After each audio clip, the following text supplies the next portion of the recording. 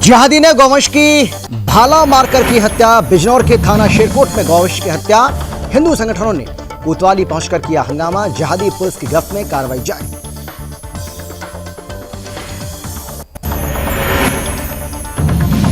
Moradabad hospital में एक सप्ताह इलाज के बाद बच्चे की मौत। डायरेक्टर डॉक्टर आफ्ताब पर लगा आरोप। परिजनों का आरोप, डॉक्टर आफ्ताब ने हमसे काफी पैसा वसूला। परिजनों ने हॉस्पिटल मैनेजमेंट पर लगाए गंभीर आरोप। चकेरी क्षेत्र के किसान बाबू सुसाइड का मामला। कानपुर पुलिस कमिश्नर से मिले परिजन। पुलिस कमिश्नर ने न्याय की बात कही। आरोपी प्रिय रंजन आंसू की गिरफ्तारी की मांग।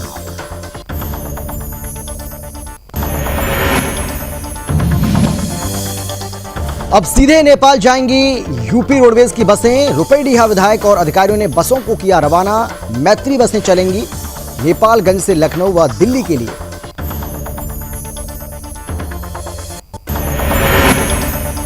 और मथुरा के संस्कृत विश्वविद्यालय में ब्रज साहित्योत्सव आयोजित। एक बार फिर सुर्खियों में दिखी हिजाब में मुस्लिम छात्रा। डायरेक्टर सचिन गुप्ता ने नहीं दिया जवाब।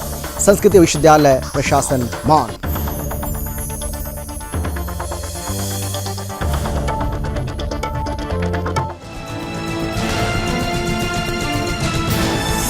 आप देख रहे हैं सुदर्शन न्यूज। नमस्कार, आप देख रहे हैं सुदर्शन न्यूज और मैं हूं आपके साथ अमित शर्मा। शाम के 5 बज चुके हैं और समय हो गया है आपका राज्य आपकी खबर का। लोकसभा चुनाव की तैयारी शुरू हो चुकी है और सभी पार्टियां जातिगत वोट बैंक में सेंध लगाने की जुगत में जुटी हुई हैं। इसी कड़ी में बीजेपी ने बुलंदशहर से यादव वोट बैंक को साधने की शुरुआत कर दी है। आपको बता दें कि यूपी के बुलंदशहर से बीजेपी ने हुंकार भरी है, जहां पश्चिमी उत्तर प्रदेश में जातिगत आधार पर चुनाव होता है। बीजेपी ने भी यादव वोट बैंक को साधने के लिए अपने एमएलसी प्रदेश महामंत्री सुभाष यदुवंशी को ये जिम्मेदारी सौंपी है।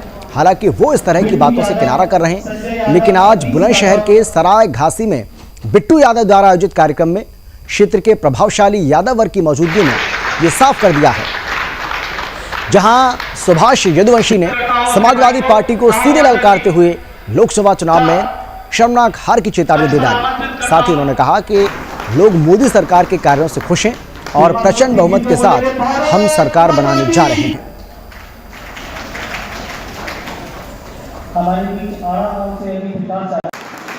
पहले तो देखिए, अभी बहुत अपने जो बंटू यादव जी हैं, मनोज यादव जी है, राष्ट्रीय यदुवंश परिषद के लोगों ने 2 दिन पहले ही इस कार्यक्रम की योजना रचना की है। लेकिन देखिए, आज मोदी जी को समर्थन देने के लिए भारी संख्या में समाज के लोग आए हुए हैं। यहाँ के सभी प्रतिष्ठित लोग, यहाँ के बुद्धिजीवी लोग, यहाँ के जैसे विभिन्न, कोई वकील है, कोई सीओ है, कोई तमाम अलग अलग समाज जीवन क्षेत्र के लोग आए हैं और सबकी मोदी जी में आस्था है कि किस प्रकार मोदी जी देश को, भारत माता को विश्व के मानचित्र पर स्थापित कर रहे हैं। इसलिए पूरा समाज उनको अपना समर्थन देकर, उनके हाथों को मजबूत कर उत्तर प्रदेश में 80 की 80 लोकसभा सीटों पर विजय दिलवाने के लिए प्रतिबद्ध है, संकल्पित है। लेकिन सर, अभी आपने बताया कि 2 दिन पहले ही बंटू जो प्रधान जी हैं, उन्होंने आपका प्रोग्राम लिया था। उसको देखते हुए आप कितना समाज यहाँ पर परिवर्तित मानते हैं? मैंने कहा ना आपसे कि देखिए, आपके सामने ही है इतनी विशाल संख्या और इतने सारे प्रतिष्ठित लोग यहाँ पर आए हुए हैं। और अब खबर है यूपी के बिजनौर से, जहां योगी सरकार गौवंशों की सुरक्षा के लाख दावे क्यों ना कर ले, मगर जिहादी बाज नहीं आ रहे हैं। और एक ऐसा ही मामला सामने आया है बिजनौर के थाना शेरकोट के ग्राम बाजिदपुर में, जहां गांव के ही एक युवक ने एक गौवंश की भाला मारकर हत्या कर दी। सूचना पर पहुंचे गौरक्षक दल के मीडिया प्रभारी संयम जैन और हिंदू संगठन के कार्यकर्ताओं ने कोतवाली पहुंचकर हंगामा किया। मामले की गंभीरता को देखते हुए पुलिस को सूचना दी गई। सूचना पर पहुंची पुलिस ने गौवंश के जिहादी हत्यारे को गिरफ्तार कर लिया है और आगे की कार्रवाई चल रही है। हमें ये थाना शेरकोट के ग्राम बाजीपुर से सूचना मिली कि एक गौवंश की दर्दनाक हत्या कर दी गई, जिसकी मैंने जानकारी करी तो उसमें एक लड़का पाया गया जिसने हत्या करी थी, जिसकी सूचना मैंने शेरकोट थाने को दी और शेरकोट थाने ने तुरंत एक्शन लेते हुए। और अब खबर है यूपी के मुरादाबाद से, जहां एक निजी हॉस्पिटल में अमरोहा के रहने वाले व्यक्ति द्वारा एक नवजात शिशु को इलाज कराने अस्पताल में भर्ती कराया गया था और 1 सप्ताह तक इलाज होने के बाद बच्चे की मौत हो गई। वहीं परिजनों की ओर से हॉस्पिटल मैनेजमेंट पर गंभीर आरोप लगाए गए हैं। परिजनों का कहना है कि डॉक्टर के अनुसार बच्चे के फेफड़े में दिक्कत है, बच्चे को वेंटिलेटर की मदद से इलाज चल रहा था और अस्पताल मैनेजमेंट डॉक्टरों द्वारा हमारे बच्चे को समय समय पर देखने को सख्त मना कर दिया जाता था। हमसे पैसे वसूलते रहे, जबकि 5 दिन बीतने के बाद बताया कि आपके बच्चे का पेट फूल रहा है, जिसका सर्जन डॉक्टर इलाज करेंगे और इसके लिए आपको उनकी फीस जमा करनी होगी। लेकिन सर्जन डॉक्टर आने से पहले ही बच्चे की मौत हो गई। परिजनों का आरोप है कि डॉक्टर आफ्ताब द्वारा हमें झूठा भरोसा दिलाया गया और बच्चे की हालत बिगड़ती रही। हमसे मोटा पैसा वसूला गया, जबकि हमसे पहले दिन से ही आयुष्मान कार्ड भी जमा करा लिया गया, जो सरकार की योजना के तहत गरीबी रेखा में रहने वाले व्यक्तियों को मुफ्त इलाज दिया जाता है। लेकिन हॉस्पिटल मैनेजमेंट सरकार के नियम कानून को भी ताक पर रखकर गरीब परिवार से हजारों रुपए वसूलने का काम कर रहा है। हमारा भांजा आएगा वो तो खत्म हो गया, तो मैं उनसे डॉक्टर साहब से बात करने लगा। मैं तुम जो आज बता रहा हाथ में छेद है, पहले ही बता सके थे, तो भाई इतनी सी बात का नुकरा ना मेरे से बदतमीजी से बोल लिया। अब मुझे पहले ऊपर कमरा बंद कर रहा है, तो मैं आ गया भाग के, तो अपनी नीचे मारा आया, पकड़ कर मारा। 20-30 जने थे यार, नुकरा पानी पिला के मारो।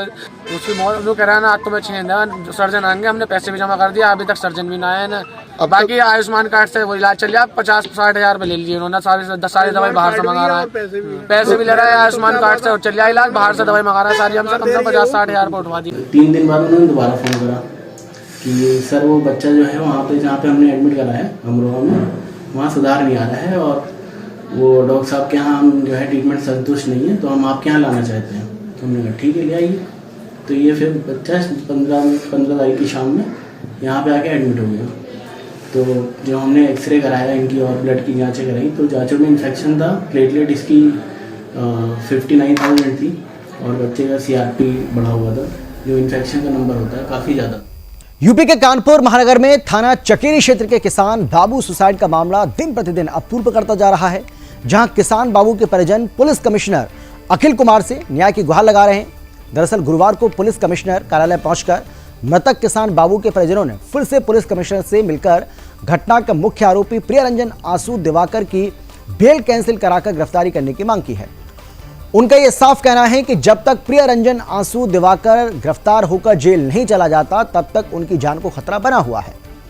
पुलिस कमिश्नर से मिलने के बाद मृतक किसान बाबू की बेटियों ने कहा कि उनकी मां को विधवा करने वाला और उनको अनाथ करने वाला आंसू दिवाकर ही है।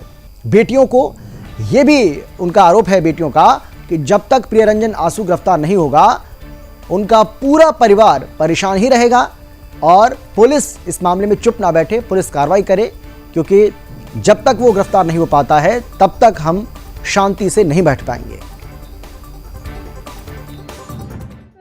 जान से मरवा दी, हमारी खेती लिखा ली, ये सोचता है कि इनकी खेती लिखवा ली, इनको अनाथ बनाने वाला तो ये प्रियरंजन आंसू दिवाकर ही है। हमको विधवा बनाने वाला, हमारे बच्चों को अनाथ बनाने वाला ये प्रियरंजन आंसू दिवाकर है। ये सोचता है कि इनकी खेती लिखवा ली तो इनको क्या होगा। क्या लगता है क्यों गिरफ्तारी नहीं हो रही, क्या ऐसा है? इससे गिरफ्तारी नहीं हो रही, पुलिस भी इसके साथ मिली थी। कमिश्नर से हम यही मांगने आए हैं कि हमारी मदद करिए, बबलू को पकड़िए और इसको हमारी जो बिल ले ली वहाँ से हाई कोर्ट से, तो इसकी बिल खारिज करवाई।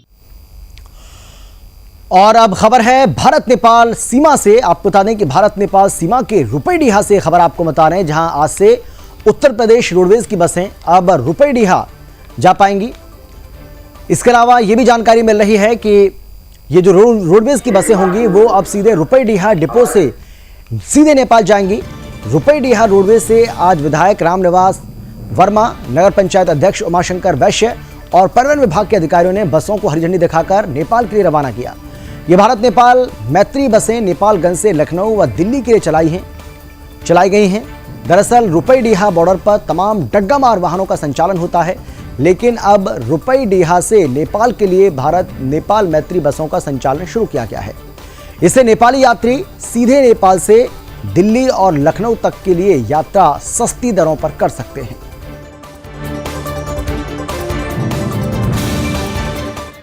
आज रुपईडीहा बस स्टॉप से रोडवेज की विभागीय अधिकारी आरएम साहब की मौजूदगी में और हमारे साथ नगर पंचायत रुपईडीहा ब्लॉक प्रमुख जी सबकी मौजूदगी में नेपाल भारत मैत्री बस सेवा का शुभारंभ 6 बसों के माध्यम से आज हुआ है और ये बस नेपाल से दिल्ली के लिए, लखनऊ के लिए चलेंगी।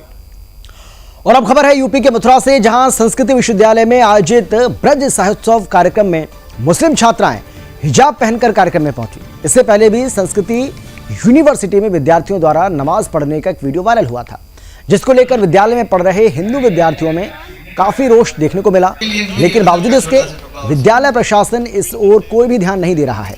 लगातार मुस्लिम विद्यार्थियों द्वारा हिजाब पहनकर विद्यालय में खुलेआम घूमना, विद्यालय की संस्कृति कार्यक्रम में आना और कक्षाओं में भी हिजाब पहनकर खुलेआम घूमना, ये हर रोज हो रहा है। जबकि इसके बारे में विद्यालय के डायरेक्टर सचिन गुप्ता से बात करने का प्रयास किया गया तो इन सवालों से सचिन गुप्ता बचते नजर आए। वहीं कुछ विद्यार्थियों ने बताया कि मुस्लिम लिबास पहनकर, यानी कि जब छात्रों से बात की गई तो छात्रों का यह कहना था कि कुछ ऐसी मुस्लिम छात्राएं हैं जो हिजाब पहनकर प्रत्येक दिन यहां पर घूमती रहती हैं और विद्यालय प्रशासन इस पर कोई ध्यान नहीं दे रहा है। उसके बाद न जाने कितने एआई सेंटर्स होते हैं जिनसे यहाँ ब्रज साहित्योत्सव का कार्यक्रम चल रहा है संस्कृति यूनिवर्सिटी में। बहुत ही सुंदर कार्यक्रम, ब्रज भाषा से लेके ब्रज के जो एक विशिष्ट कवि कहे जाते हैं अशोक चक्रधर, उनको सुन के बड़ा आनंद आया और अपने ब्रज भाषा पे गौरव करने का पुनः हमें मौका मिला। देखिए, वैसे तो प्रोटोकॉल में नहीं आता, क्योंकि शिक्षा संस्थानों में अगर हम बात करते हैं तो वो प्रोटोकॉल में तो नहीं आता, क्योंकि सब समान है। मथुरा की संस्कृति यूनिवर्सिटी एक बार फिर चर्चाओं में। लगातार यहाँ पूर्व में एक वीडियो वायरल हुआ जिसमें जम्मू कश्मीर से आए कुछ स्कॉलरशिप विद्यार्थियों ने यहाँ एक नमाज पढ़ी। उसके बावजूद भी विद्यालय प्रशासन इस पर कोई एक्शन नहीं ले पाया। लेकिन आज मथुरा में एक बार फिर ब्रज साहित्य उत्सव में ये नजारा देखने को मिला, जहाँ विद्यालय में कुछ महिला विद्यार्थियों द्वारा हिजाब पहनकर यहाँ प्रोग्राम में आया गया। अब लगातार इस तरह की जो घटनाएं हो रही हैं, इससे लगातार छात्रों पर क्या प्रभाव पड़ने वाला है, ये देखने वाली बात है। मोहन प्रसाद मीना, सुदर्शन न्यूज, मथुरा। और अब खबर है मध्य प्रदेश के ग्वालियर से, जहां 2006 बैच के आईपीएस अधिकारी अरविंद सक्सेना ने आज पुलिस महानिरीक्षक ग्वालियर जाने पर पदभार संभाला और साथ ही सुदर्शन न्यूज से बात करते हुए कहा कि आमजन में पुलिस पर विश्वास और अपराधियों में भय व्याप्त रखना ही उनकी पहली प्राथमिकता होगी। साथ ही लूट, डकैती, अपहरण जैसे संगीन अपराधों पर नियंत्रण को लेकर अधीनस्थ अधिकारियों को निर्देश भी जारी किए। ग्वालियर शहर की बिगड़ती यातायात व्यवस्था से ट्रैफिक जाम लगा रहता है, वो इसका भी जल्द निरीक्षण करेंगे। साथ ही पुलिस और प्रशासन के अधिकारियों के साथ बैठक कर समस्या का जल्द समाधान निकाला जाएगा। जहाँ तक प्राथमिकता का विषय है तो उसमें नेचुरली जो क्राइम कंट्रोल और जो लॉ एंड ऑर्डर्स इस जो सिचुएशंस हैं तो इनको नेचुरली कंट्रोल करके और रखना ये निश्चित रूप से प्राथमिकता रहेगी। और इसमें जो गंभीर प्रकृति के अपराध हैं, हीनियस ऑफेंसेस हैं, जैसे ब्लाइंड मर्डर्स हुए, रॉबरीज, जो लूट की घटनाएं रहती हैं, इसके अतिरिक्त किडनैपिंग, तो इस प्रकार के जो खबर है मध्य प्रदेश के टीकमगढ़ से, जहां आपको बता दें कि टीकमगढ़ के जतारा नगर की अगर हम बात करें तो यहां एक सामुदायिक स्वास्थ्य केंद्र अनियमितताओं के चलते पूर्व में हमेशा चर्चा का विषय बना रहा। यहां पहले पदस्थ बीएमओ हमेशा निजी स्वार्थ की पूर्ति में लगे रहे, तो वहीं पिछले दिनों दिवस खंड चिकित्सा अधिकारी डॉक्टर संजय कुशवाहा और डॉक्टर राहुल जैन में ड्यूटी को लेकर विवाद की स्थिति पैदा हो गई। दोनों कुशवाहा का कहना है कि सभी डॉक्टर अपनी ड्यूटी से समय से करें और जैसा कि मध्य प्रदेश शासन की इच्छा है, लेकिन यहाँ पदस्थ डॉक्टर जन शासन के नियमों को ताक पर रखकर मनमर्जी से ड्यूटी कर रहे हैं।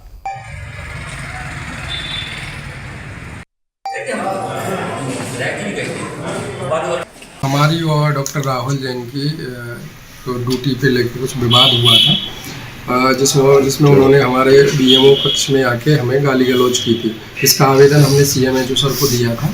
सीएमएचओ सर कल आए थे जांच के लिए। हमारे बयान और डॉक्टर सुनील गुप्ता उस टाइम पे उपस्थित थे, उनके बयान ले जतारा सामुदायिक स्वास्थ्य केंद्र में जो अभी बुद्धिजीवियों डॉक्टरों के बीच में अपशब्दों का, अभद्रता का स्थितिकरण किया गया।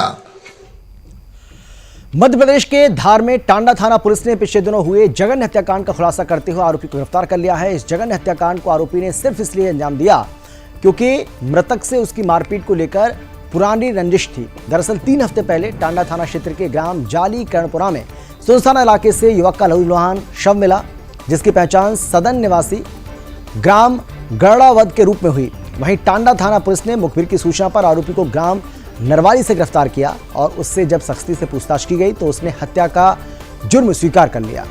आरोपी दीपक ने पुलिस पूछताछ में बताया है कि मृतक सदन के मारपीट को लेकर उसकी पुरानी रंजिश थी।